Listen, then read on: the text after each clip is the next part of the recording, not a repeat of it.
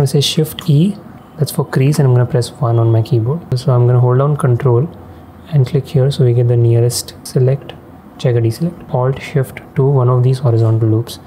So select this, and now you can do select loops, edge rings. Face select, I'm going to say Alt E, extrude faces along normals. I'm just going to bring it out a little bit. If I select all and say U, unwrap, this is going to do something very weird. It's not useful at all because we have currently no seams. S Shift Z, so scale it everywhere in like X and Y. Om Namah Shivaya. Good morning, welcome back to In the Quid. This is 4th October 2023, 11:22 AM, and in this video I'm going to talk to you about how you can make a packaging kind of thing. At the top you see that certain packages, so we're going to see how something like this can be made. You see at the top here there are these creases, and I'm also going to show how to like UV unwrap and put it here when you don't have the packaging files, because that's the thing that I ran into yesterday.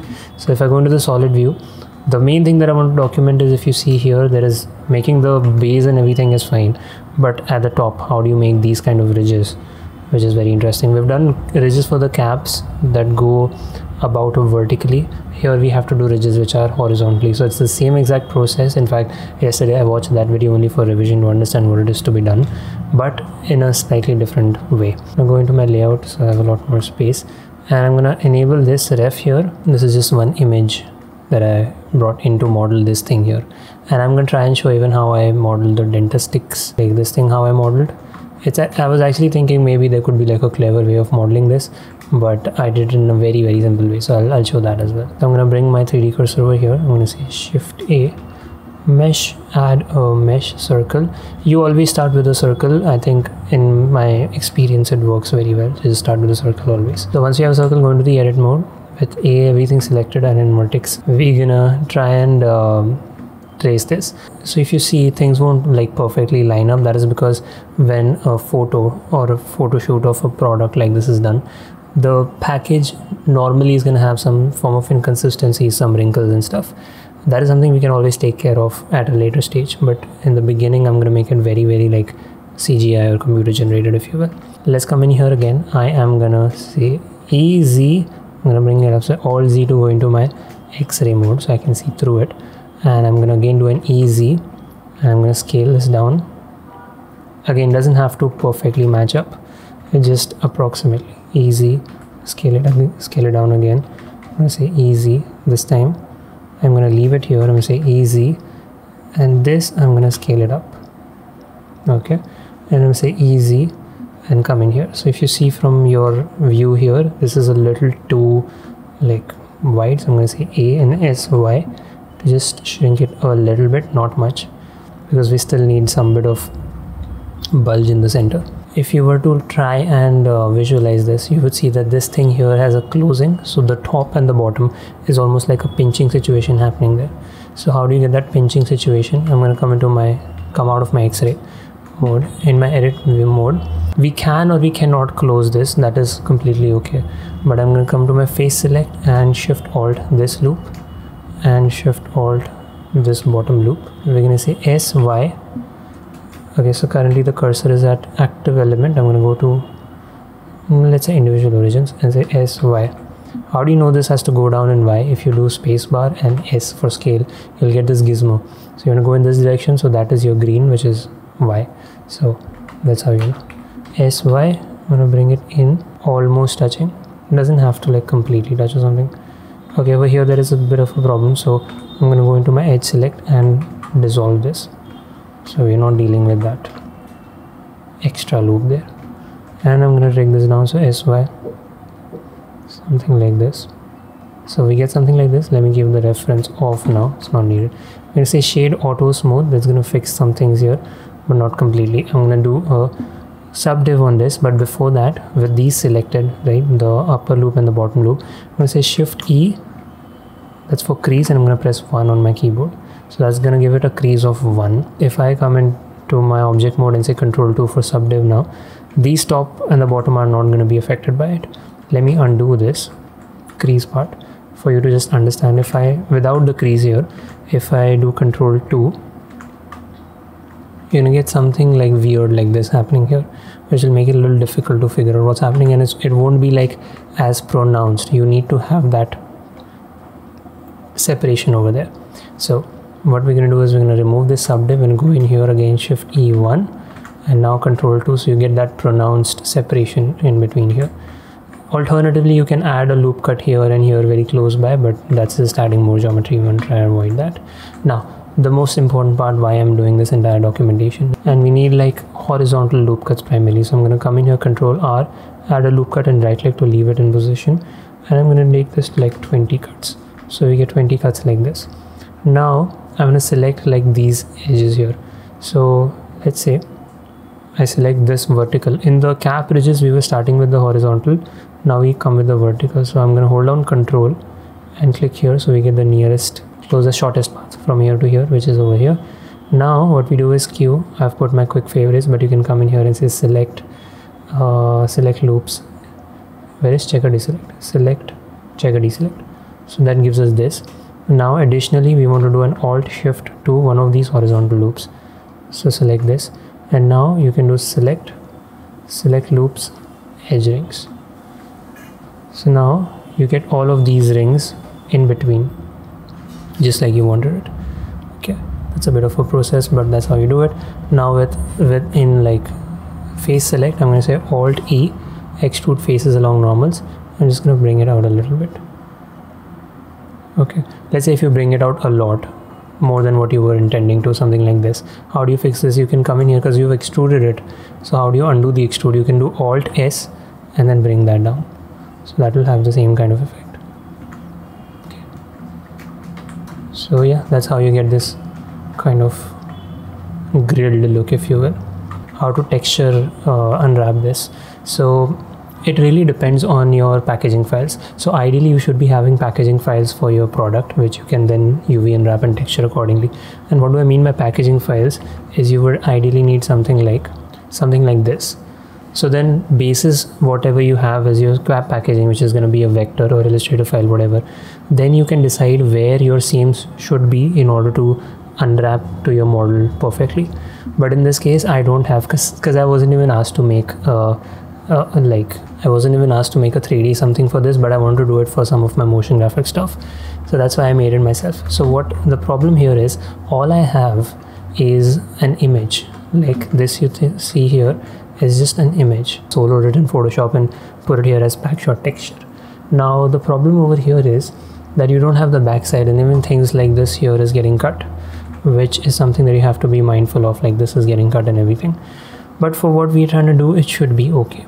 Now because we just have this part, I essentially want this to happen, that this thing opens up from the sides, because only when it opens up from the side, if I go into my UV editing tab and I remove this thing here, okay, press home to center things. Right now this has no UV to it because we started from a mesh circle, but if I select all and say U unwrap, this is going to do something very weird. It's not useful at all because we have currently no seams. One thing that we can do is we can come in here and say U, we can say project from view. So this will give us exactly what we want. Now we can come in and put this image on top here and adjust it. But the downside of doing it this way is that what you put, because the front and the back is completely overlapping, whatever you put on the front is going to be the same thing on the back, and that's something I don't want. So the only option that we have left with us is I'm going to press this button here, so the cage wraps over. Like without this button there's going to be a little bit of a gap, so I want to be able to see the vertices properly.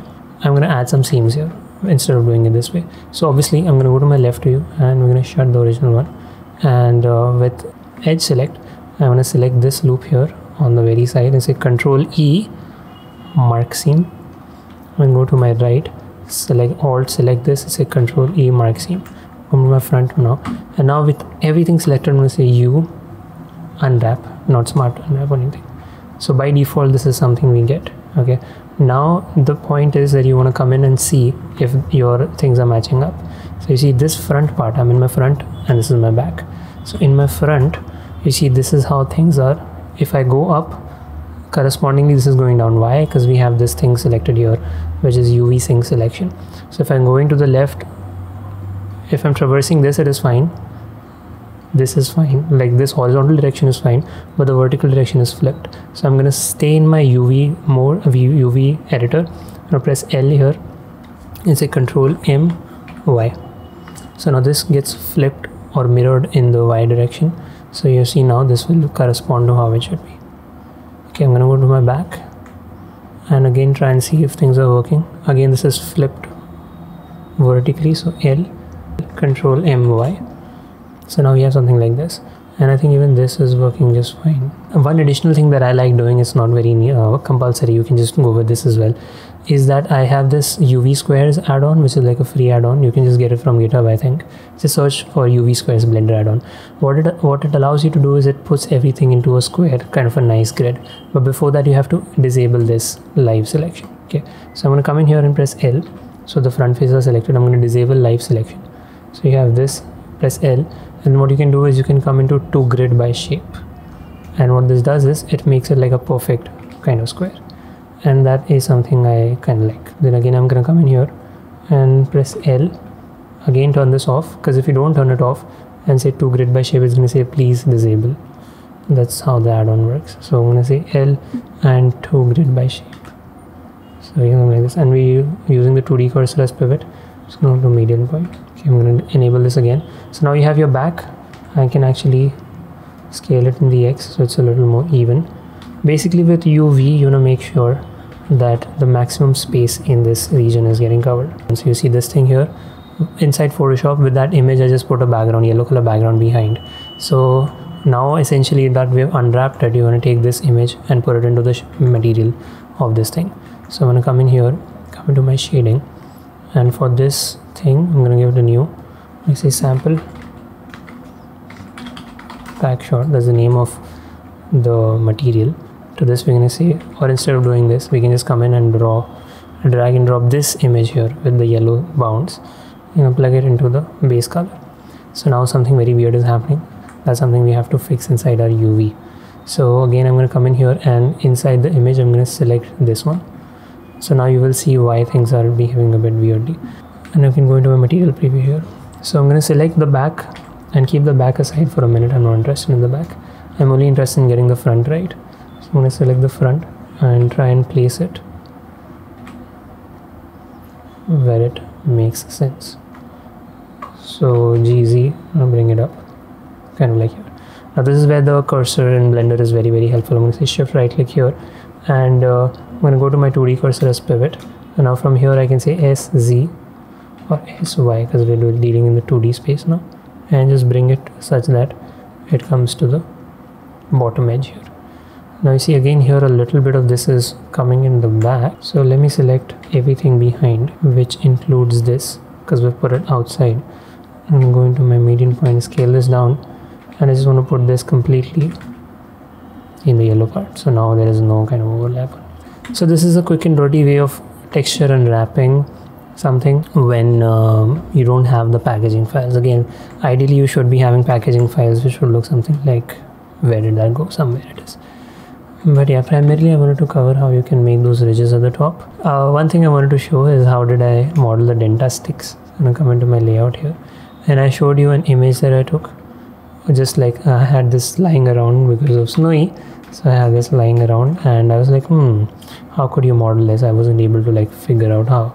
So the easiest way it turns out is you want to come in here and shift A, mesh, single word, add single word. I think this comes with some add-on where you enable extra objects or something, but okay, our 3D cursor was there.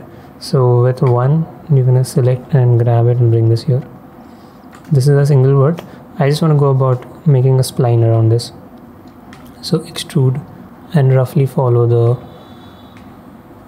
circumference perimeter of this thing. Okay, once you come in here, you want to select the first one and say M merge at last, because that was what we selected last. So I'm going to come into my object mode, Control 2 to add a subdiv. Now I'm going to shut my reference, and we're going to say RX90 because we're looking at from the top, so this is how it should be. I'm going to my edit mode with everything selected. I'm just going to easy to extrude it up, now GZ to bring it up again. And what I want to do is I'm going to select this, and again the same principle here, and I'm going to select these, and I'm going to say Shift E to add a crease of 1, and I think you can fill both of these in, and S Shift Z So scale it everywhere in like X and Y. Again, the scale is something you can change later as well to match this one a little better. But now to make that really smooth, because this is a bit, actually even without subdiv this works, but even if you were to add a subdiv to this, it would just smooth it out a little more. And because we have those creases, things are going a bit wacky here. So let me try shade auto smooth. Yeah, just try different shading modes and it should work eventually. And then material, I just picked like a brown material, nothing else. Okay, so a little bit of discussion I want to do about why I haven't been uploading. It's been, I think, over a week that I uploaded last, and it's because we'd gone out for a couple of days last week during the final day Ganpati Visarjan, because there's going to be a lot of noise. We want to protect Snowy from all of it. So we went to like a mini family trip vacation sort of thing. And then when we came back, I spent the next 2 days working on Dad's work. And because there was holidays from the full-time job as well, this is something I've realized is when there is full-time job, then I get ideas for in the code and content to make, which is a bit of a problem because I want to be uploading every single day, because just uploading a video every single day on in the code makes me feel like I've done something productive. And for that I have 2 ideas. One is I can take Envato element templates and try to like dissect them and make them a little more usable according to me, maybe even make a script out of them or like a Mogart out of them, which would be crazy good and amazing. Second I could do is, I was just watching the newspaper, and in the newspaper there are so many great articles which are like great for graphic design inspiration, and also just taking that article and making into an animation. Not anything complex, like it could even be a 2D motion graphic animation, just things coming up, popping up and stuff like that. But we could even take it a step further and make it like 3D animation, who knows. That's a very optimistic or ambitious thing at the moment, but that's something I'm really looking forward to implement. We'll see from tomorrow if we can. Anyway, thank you so much for being in the code. I'll catch you tomorrow. Peace.